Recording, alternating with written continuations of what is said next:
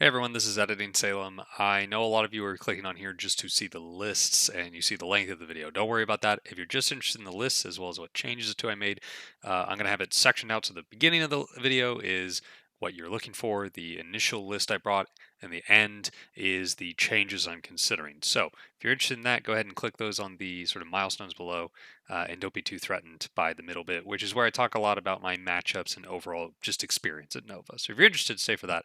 If you just want the list stuff, I've segmented it out for all y'all. I survived. I'm back from Nova, and I had a wonderful time with my salamanders. I played 12 straight games of Warhammer, 10 of which were 2,000 point games, 2 of which were duo games. I took place in the trio tournament before the Super Major, which is why those numbers, one of those is a 2K game. That's why it's 10. Overall, I met my goals. I wanted to go to Nova and kind of make my LGS proud and go 5-4, just have a winning record. I ended up going 6-3, which was great. I ended up competing in the 4-1 bracket, so the second bracket of Nova for the end of day 2 and day 3. Very tough competition there, and finishing not only 35th overall out of about 400 roughly.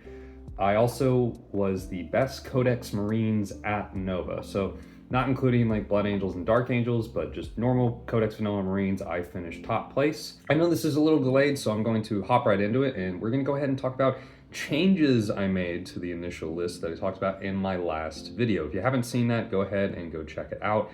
I would argue that even though I've made changes that I'm going to talk about here, this is a very flavorful one that if you're a Salamanders player or someone who just likes flamethrowers in general, go check that one out. The major change that I ended up making to the list was with the Vanguard veterans that I had been using. They are a lot of fun, but the more and more I tested them out, the more and more I was realizing it's a 300 point brick I was bringing because I was bringing them with a captain that just was not making up their points unless I put incredibly heavy CP investment into them. And even then, it wasn't guaranteed. Maybe they'd make up half. I love them. I love the kit bash model I did for them. I think honestly they're going to go down a few points now that Sanguinary Guard with Jump Pack are gone. So that's like a toolkit that's no longer making them as effective as they were.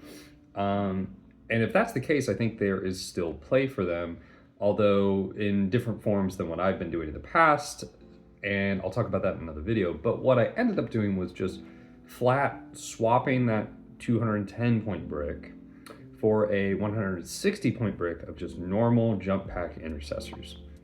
Ended up moving some stuff around so that the point differentials meant I could take some scouts and a lone up lieutenant. So the entire list looked like this. Again, we start with the captain, the flamestorm aggressors, and the land raider redeemer, kind of the staple of my list, along with 2 repulsor executioners, each carrying 3 eradicators. From there, we have a jump captain and a jump chaplain, both leading to jump pack intercessor squads that are full 10-mans. Another 5-man jump pack intercessor squad, which you can leave in reserve or you can leave on the table to maybe try for carried out or containment. It's up to you and how you want to play. A lone op lieutenant to sit at home, and 2 units of scouts. This gave me a little bit more room in terms of potential screening, gave me a little bit more room in terms of Pariah Nexus secondaries, which I still am getting used to. They're very difficult, and I don't know how there were people at this tournament that were scoring constant 100s for those secondaries. It's just wild.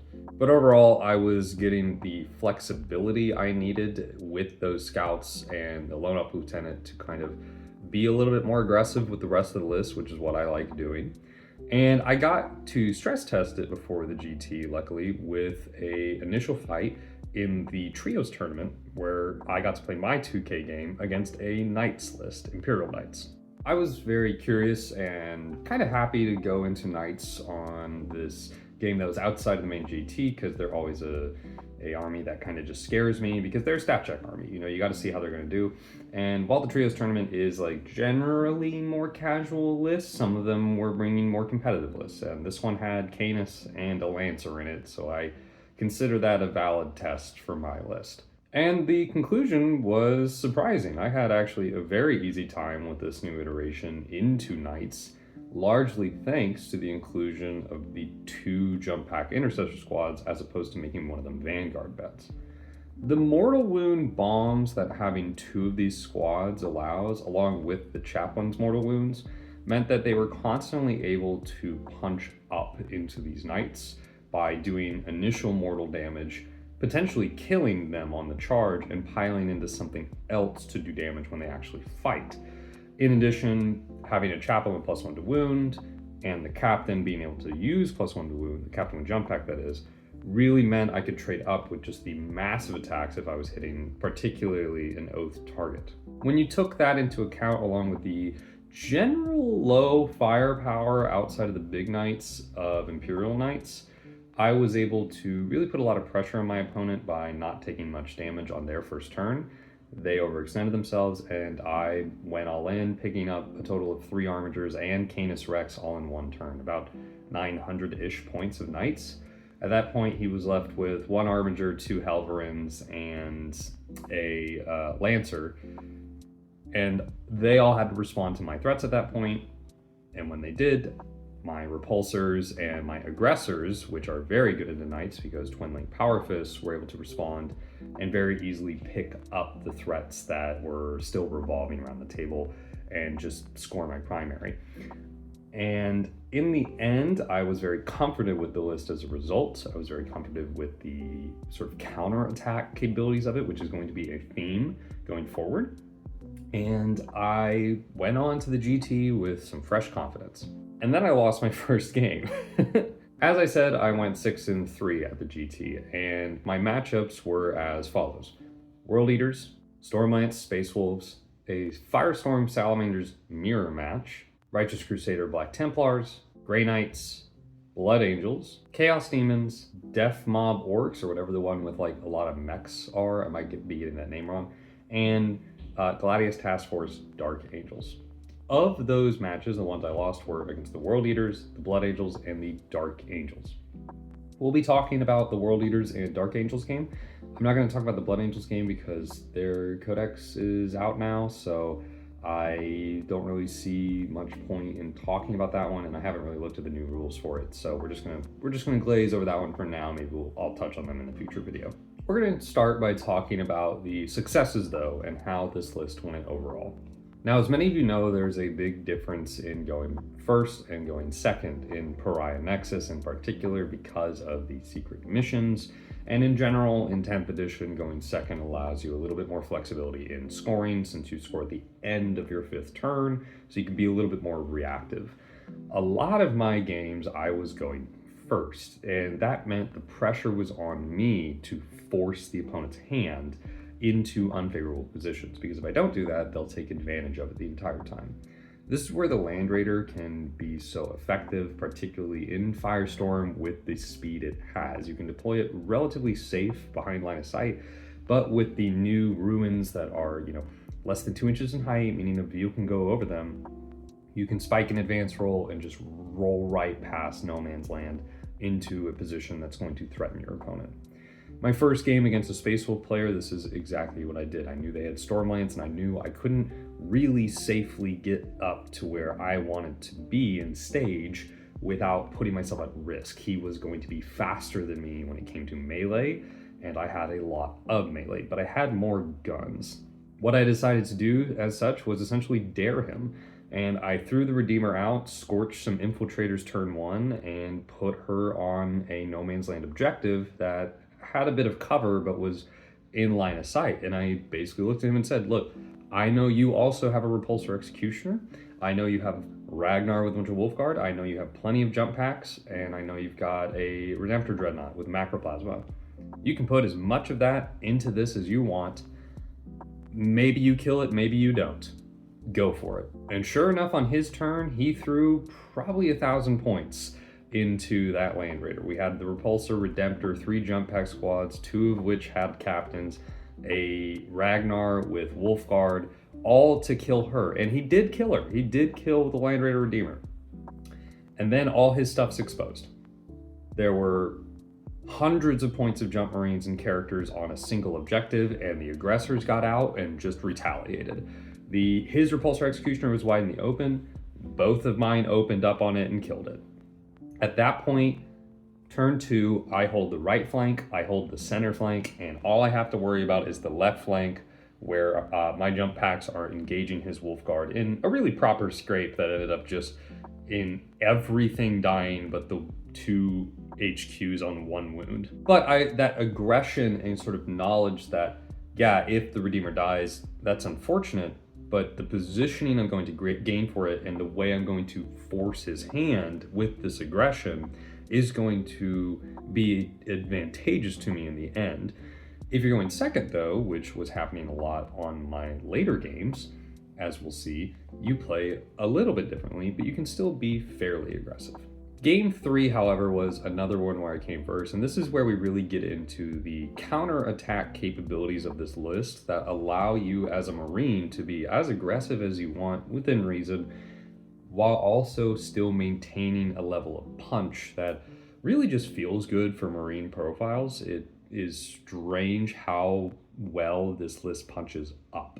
My second game was against the mirror match, and once again I went first. I was looking down at 2 Land Raider Redeemers this time, Vulcan, Blade Guard with Adrax, Eradicators in one, Aggressor Blob in another, and I just decided to shoot my shot, advanced forward with dumped out Eradicators from one repulsor and put the Land Raider repulsors and Eradicator into one of the Land Raiders and was able to kill it turn 1. And even if I hadn't, I feel like this scenario would have gone the same as I'm about to explain to you. At that point, a lot of my vehicles are basically at the halfway point of no man's land, hanging out there in line of sight, able to be seen. His Blade Guard have to get out of the Land Raider, and he knows that they can charge my Land Raider and kill it.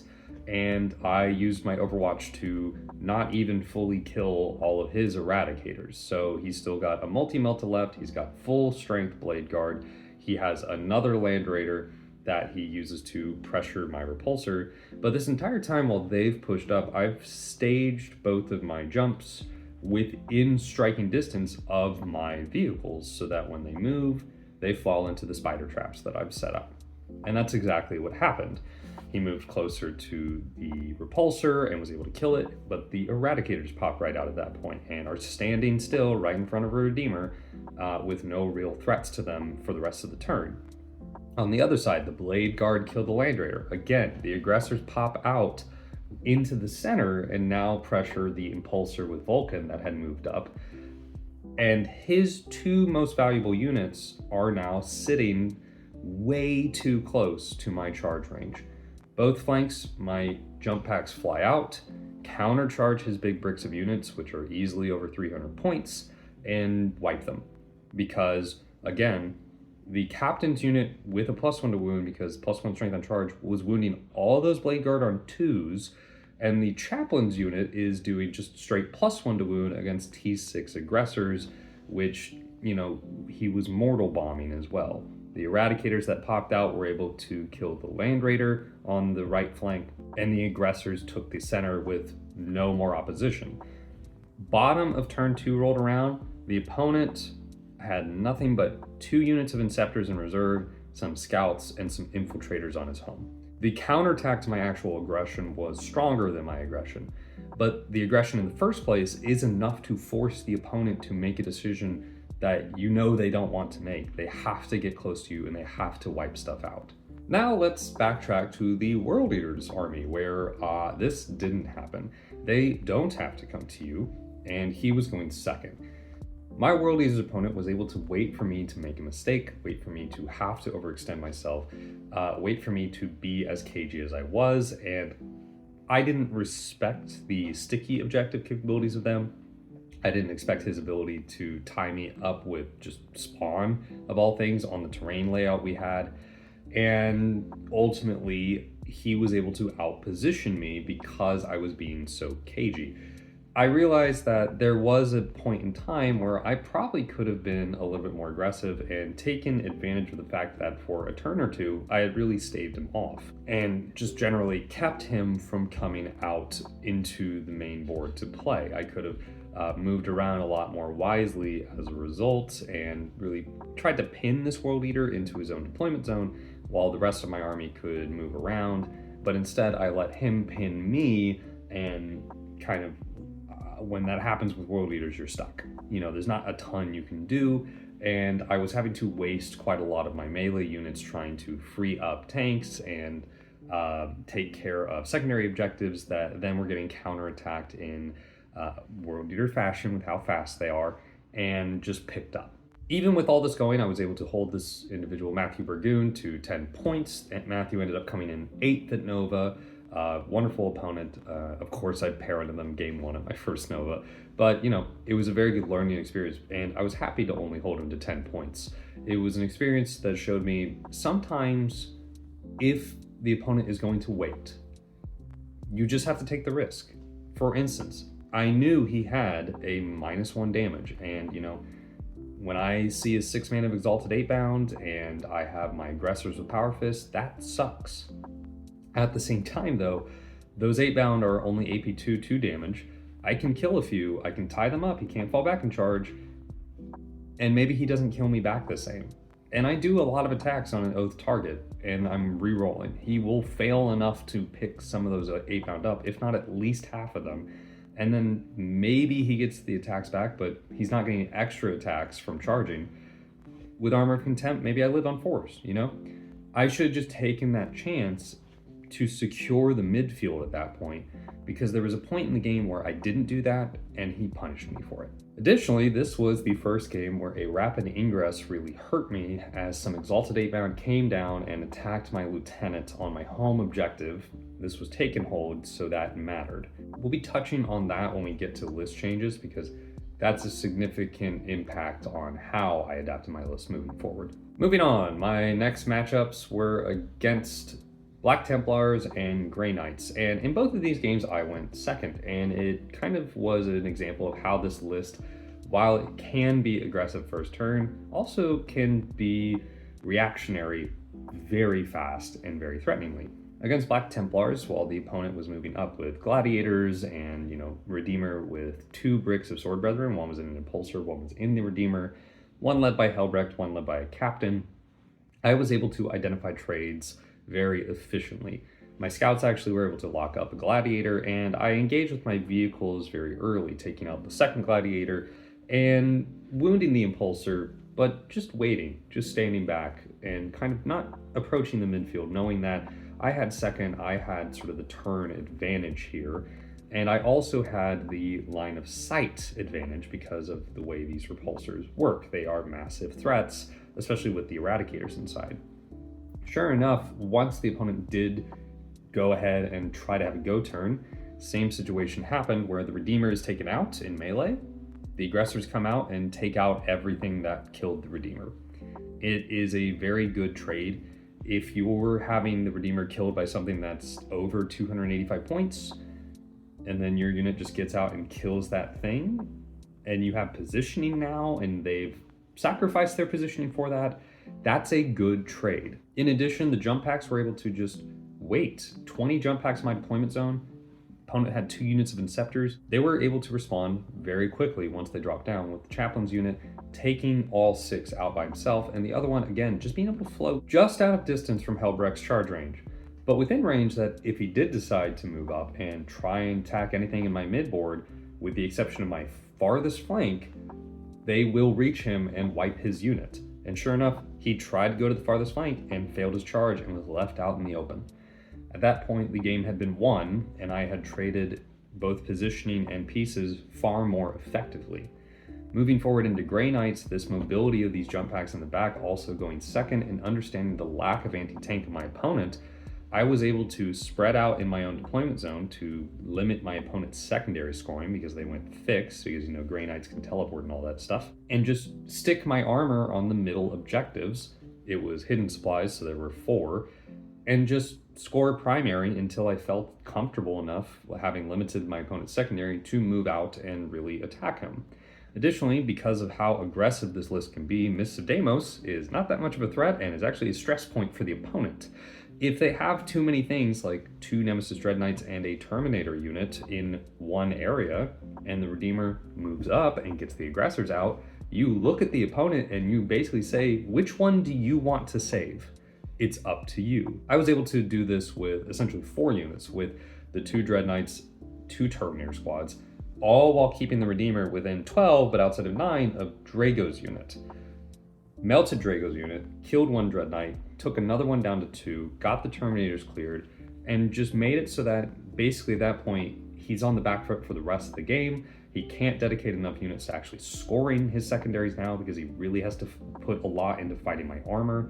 And the rest of my stuff is just in the midfield, just waiting to see what happens and scoring. My next game was against Demons, against a lovely opponent. He was wonderful, and I was really worried about this matchup. I had not played Demons in 10th, and I certainly hadn't really had much experience with their lists in terms of how they adapted with the Greater Demon change, and was worried that Scarbrand and a bunch of Ren Masters were just going to melt my face. This game, though, the Repulsor Executioners really proved efficient. They were able to really pick up any of the small stuff that is running around scoring secondaries by just floating around on the flanks, picking up Hounds, picking up Pink Horrors, picking up Flamers when they pop up. And the Scouts were able to help sort of zone out deep striking because while there is the 3-inch deep strike and the shadow deep strike, you know, they still have to be in range away from those scouts that are further up than the rest of the army. When my opponent was finally dropping, there was too much for him to deal with on one flank, and he's relying on long charges. Sure enough, all the small firepower, the aggressor flamers, the ability to move very quickly and respond with at least one of the jump units proved to be his downfall, especially because turbo lasers and eradicators wounding your greater demons enough, you know, there's just a 4 up there, and when you fail one, I can do, 6 to 10 damage depending on what I just rolled. In addition, with the +1 to wound strat and the chaplain and his jump squad being able to punch up so effectively, it'll pick up whatever greater demon comes down, especially if you oath it. I sent both of them into Scarbrand in one turn, and he just disintegrated. And so with this matchup, I really learned that what the demon player wants to do is really overload one side. If you're able to get an early containment on a weak flank and make them pick one of those two sides and keep your counterattacking units sort of in the middle so that you can go wherever that flank is and respond, you will trade far better than they are. You'll lose probably a repulsor. You may even lose one of your squads. You may get unlucky and lose the Redeemer. But your punchback is way more effective, way more efficient than theirs is, provided you ignore the Great Unclean One. Do not shoot it unless it's just the only thing there and you just have pot shots. Don't go into it. Don't plan to go into it until it's the last thing on the board. Just don't. Orcs, this was a proper smash. I took the most casualties out of any of my wins in this game, and it was a ton of fun. It was like 40 Gretchen, 20 of which were with a Zogrod. It was 30 Flash Kits. It was 20 Ludas, shock attack guns, mech guns. It was insanity.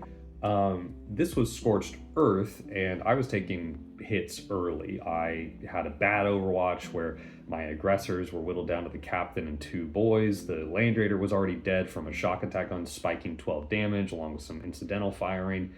I was being mobbed everywhere. But essentially, this is where I was able to just continue pushing forward, rapid ingressing a 5-man jump squad to try and assault his main point, while the captain would jump back in his squad, tie up trucks and force desperate escapes near the edge and get pushed back, and the remaining aggressors charge up with the repulsors to tear down the Ludas with all their firepower and charge into the home and just try and limit all his firepower, while the chaplain's unit and 1 repulsor take the weakest flank and just secure it. They mostly all died, but what I learned from here is that with just a standard +1 to wound that doesn't cost any CP, that chaplain is going to continue punching up even as his squad gets whittled down. His squad was able to essentially secure a flank where a repulsor died early after taking out just a truck by killing Zogrod's unit and Zogrod himself. And even though there were only 4 of them left, charging a Flash Kits unit and popping them. Remember, he's strength 6, so he's +1 to wound, wounding them on 2s, and it's a 2 damage weapon that he hits with on 2s. So realistically, probably 5 wounds, and each 5 or less on his armor saves is a dead Flash Kits Then you still have a Power Fist and the 3 other guys with chain swords at that point, even when they're whittled down. His unit, if you keep him safe, is going to continue doing work for you, which is why so many people try to snipe him out whenever I fight with him. The amount of times he's been precisioned by Epic Challenge is painful because people know that's what he's going to do. In this, I was able to use the speed of the jump packs, their effectiveness, and the durability of the repulsors to hang on to the center and really force the opponent's reserves to consolidate onto one side of the board in an attempt to keep their forces less spread out and less reachable for me, because that was how I was sort of winning my flanks, was by spreading him out too far and being able to trade up really well. But then we get to the point where I can't trade up very well, and that is my game against the Dark Angels. This was my first time fighting Deathwing, and holy crap, these things are insane. -1 damage with a once per game Feel No Pain against mortals and devs, so basically countering my entire list. It was really rough. I went first and we played Ritual, meaning that all these Deathwing Knights just got to pick where they were going to defend, which was mostly out of line of sight. And he was playing Gladius Task Force, meaning they could all advance and charge on the turn he wanted, which was really painful when it happened. This was a game that came down to, secondaries and scoring and some minor mistakes on my part here. I played the best I could given what I had to deal with. He also had the 6-man Eradicator blob with the Biologist and a Repulsor, which is very dangerous for a lot of my units. And I did what I could. I think I could have won if I had made my move about a turn earlier into the center, but I was just so intimidated with these Deathwing Knights, and it was a game that really shows you that if you want to compete, do a lot of it, because reps matter. Exposure to different units and different strategies is going to give you the confidence to fight some of these lists, even if maybe it's a bad matchup. I didn't have that confidence in this last round, and it was the last round, and admittedly I had already hit my goal, so I was kind of loose and just playing it out with a guy who was, again, a very nice opponent. But that was my overall experience, and again, the theme of the list here today is that with the swap I made with the Vanguard bets, the list's counterattack potential and the ability to very consistently punch up is very good. Your armor becomes your Vanguard, and your jump packs just kind of wait. So many people move jump packs out way too far too early, but if you just hold and kind of wait in these line of sight blocking areas that, a lot of this ITC sort of first floor obscuring terrain gives you, within range of those objectives that your Land Raider and your Repulsors are sort of trying to pressure, your counterattack is much stronger than the initial attack usually, especially because melee is going up, it seems. If you're going into a ranged army, you just need to be aware that you need to take the mid board and be able to pressure them on your second turn while staying a little bit safe with the Redeemer and allowing it to do what it does on turn 2, which is move very fast from its out of line of sight position and dump out your aggressors when appropriate. They may even stay until turn 3. There was one game I played where the aggressors didn't get out to turn 4. They just don't need to get out to try and desperately pop something extra if it means it's going to get them killed. One of the fun things with this list was that every time I was setting up, people were confused because I would set up 10 jump packs at a time, and they had read the list and they were like, "What are you doing?" And I went, "Oh, we're the bricks of 10. And everyone just saw those 3 jump packs and they were like, "Oh yeah, there's the 3 bricks of 5 that people bring." This happened so much that even Art of War, when they shouted out my list, got it wrong, which was, thank you so much. That was really cool to see. It just was really funny that it happened there too, and all the time at the tournament. So really funny. But thanks for who shared my list with them. I'm not sure who it was, but that was really cool. Insights after the fact. I was very happy with the aggression. I think I was happy to represent Firestorm and do as well as I did with it. I was happy to have, nicely painted salamanders that people recognize as they were walking around, and I was overall very pleased, but I have been thinking what could improve it. The MVPs were certainly the jump pack intercessors. These bricks of 10 are so good and nobody else is running them, and I don't know why, because you can stack buffs on them and they are just monsters. But the LVP was definitely the Lone Op Lieutenant, who he's just not good enough for what he does. You're always going to pick the wrong objective to reroll ones on, He's not strong enough to actually hold the home point by himself. He's just going to get killed if anyone tries to deep strike on him. And he's 70 points. Additionally, failing on my part, none of my scouts are getting power armor because I got them killed every game. And they weren't doing the best secondary scoring for me. You know, there were some games where they did a bit, but the games I was winning by a lot because of killing. And as a result, all my killing units, once they wiped their flank, were able to kind of just do what they needed to do secondary wise. So moving forward, my list has changed to the point where there's no scouts and there's no lone up lieutenant, and I want it to benefit my aggression more. So what I've done is drop the lone up lieutenant entirely, and I've made both the scouts infiltrator squads. I'm going to set them up sort of in the middle of my deployment zone, span them out, and just say, hey, here's a 24-inch bubble. You're not allowed to put anything on this side of the board.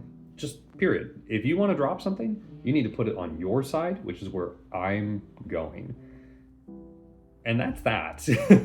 It's also a good counter to rapid ingress. I could still infiltrate to kind of screen any scout moves from like a world leaders player. And overall, you know, it can do the whole first turn containment stuff that a lot of people try to do with scouts, but I think it's going to serve me better. There's still plenty of things like Linchpin, Burden of Trust, Take and Hold, Scorched Earth, even Birds of the Foe that care about your home.